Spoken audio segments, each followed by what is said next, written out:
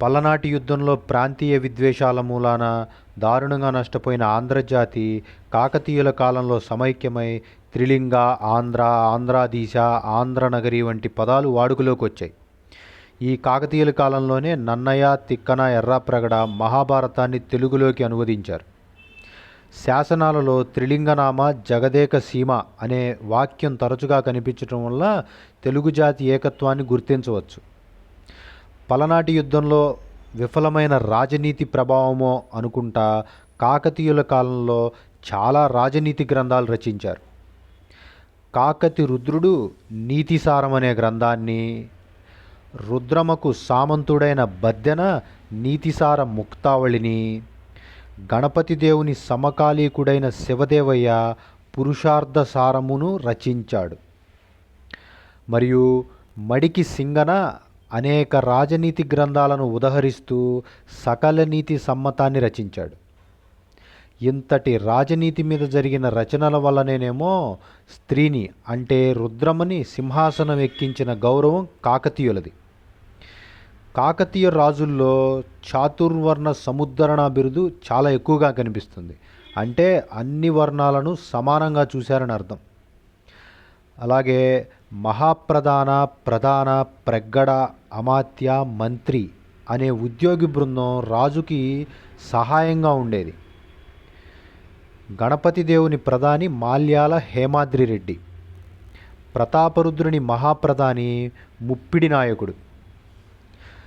ఈ బృందానికి అదనంగా రాజుకు అష్టాదశ తీర్థుల బృందం ఒకటి ఉండేది. ఈ రెండు బృందాలతో రాజులు ఎప్పుడూ సంప్రదింపులు జరుపుతూ ఉండేవాళ్ళు. రాజుకు అంగరక్షకులు ఉండేవారు. నగరశ్రీ కావలి అనే అధికారి అంతఃపురాన్ని రక్షిస్తూ ఉండేవాడు.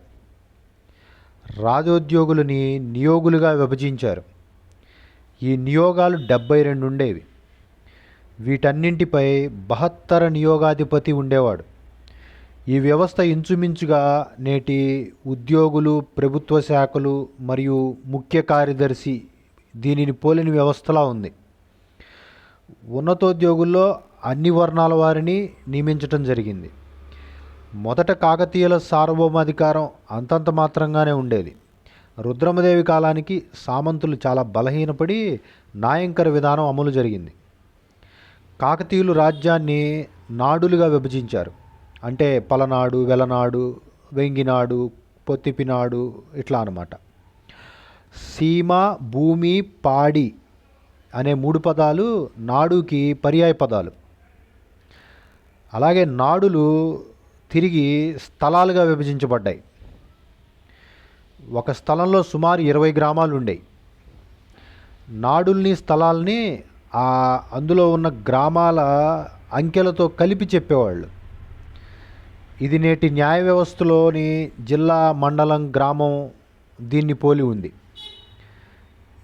ఈ స్థలాలను సేనాపతులైన నాయంకరులకు నాయంకర వృత్తిగా ఇచ్చేవారు. ప్రతి స్థలానికి ఒక కరణం, అలాగే స్థలంలో ఉన్న ప్రతి గ్రామానికి ఒక కరణం ఉండేవాడు.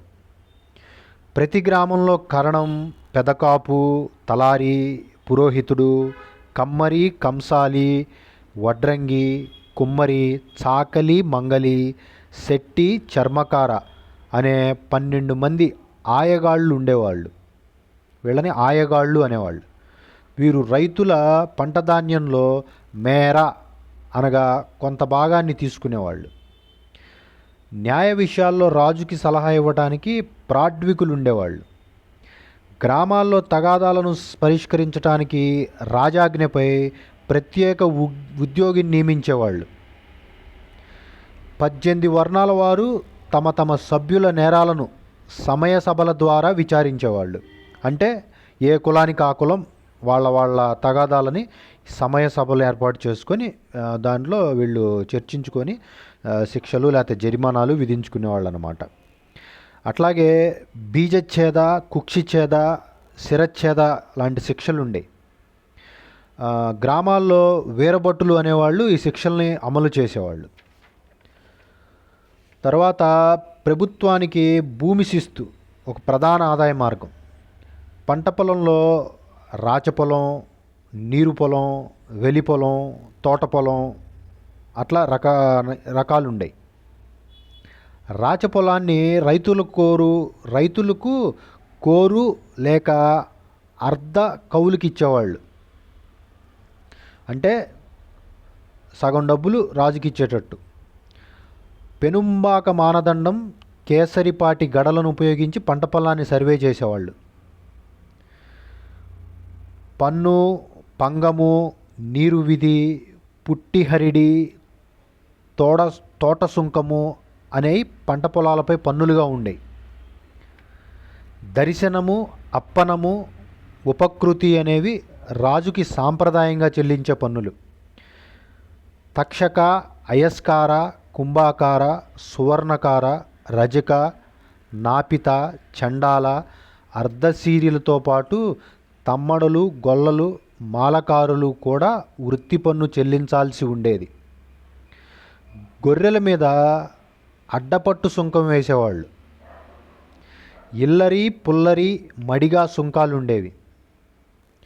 ఉప్పు కొటారులు, మగ్గాలు అంటే నీటి మగ్గాలు అన్నమాట, రాట్నాలు, వీటి మీద పారిశ్రామిక సుంకాలు ఉండేవి.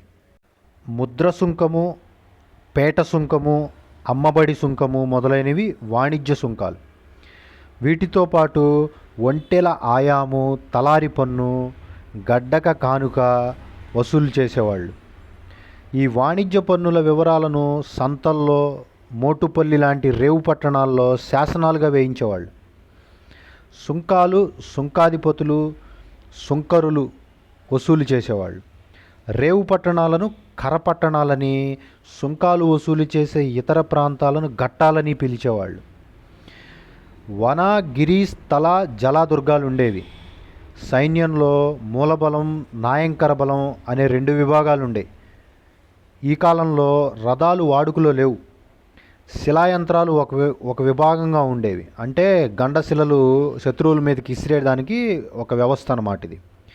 ఇలాంటి విభాగాలు అధ్యక్షుని అధీనంలో ఉండేవి. ఈ మూలబల విభాగాలన్నింటికీ మహారాజ పట్టసాహిని అనేవాడు పర్యవేక్షించేవాడు.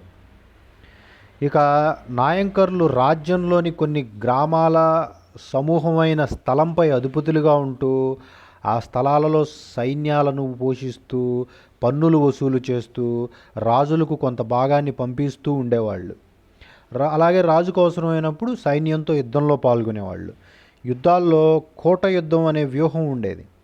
సైన్యంలో అన్ని వర్ణాలకు ప్రాధాన్యత ఉన్న కాకతీయ రాజులతోటి వివాహ సంబంధాల వలన వెలమల ప్రాబల్యం ఎక్కువగా ఉండేది. ఈ వీడియో కనుక మీకు నచ్చితే please share, subscribe and comment. Thank you.